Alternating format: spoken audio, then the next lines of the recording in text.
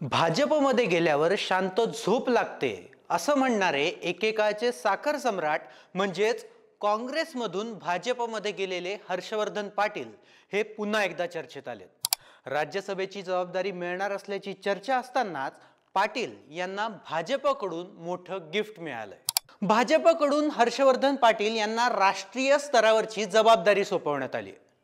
केंद्रीय गृहमंत्री तथा देशाचे पहिले सहकार मंत्री अमित शाह यांच्या गुडमुखमध्ये असलेले हर्षवर्धन पाटील यांची राष्ट्रीय सहकार साखर संघाच्या अध्यक्षपदी बिनविरोध निवड करण्यात आली। राष्ट्रीय सहकार साखर संघावर गेल्या 50 वर्षांच्या इतिहासात पहिल्यांदाच भाजपचं वर्चस्व निर्माण झालंय। राष्ट्रीय सहकार साखर संघाची सत्ता भाजपकडे येताच संघाच्या अध्यक्षपदाची धुरा महाराष्ट्राचे माजी सहकार मंत्री हर्षवर्धन पाटील यांच्याकडे सोपवण्यात आली। त्यामुळे साखर संघाचे अध्यक्षपद देऊन भाजपने बरेच दिवस वेटिंगवर असलेल्या पाटलांचे राजकीय पुनर्वसन केल्याचं म्हटलं जातंय।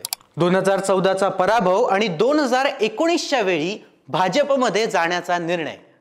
पाटलांना भाजपने तिकीट दिलं खरं, पण त्यावेळी निवडणुकीमध्ये भरणेंनी त्यांना हाणून पाडलं। महाराष्ट्र मुख्यमंत्री पदाच्या शर्यतीत असलेल्या हर्षवर्धन पाटील यांची सत्ता संपुष्टात आली आणि इथूनच ते पुढे राजकारणात मागे पडत गेले। मात्र या पराभवानंतर महाराष्ट्राच्या राजकारणात एवढी पदं भूषवलेले पाटील आता दिसेनासे होऊ लागले होते।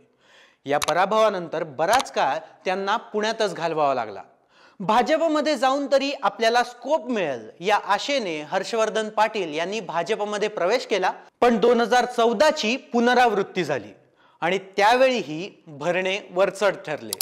इतकंच नाही तर त्यांना महाविकास आघाडी सरकारच्या काळात मंत्रिपदही मिळालं। काँग्रेसमध्ये असताना इंदापूरच्या राजकारणावर आपली छाप असणारे आणि तब्बल 56 वर्ष वर्चस्व असणाऱ्या पाटलांना भाजपनेही म्हणेल तशी संधी दिली नाही। साधी विधान परिषदही भाजपने त्यांना ऑफर केली नाही।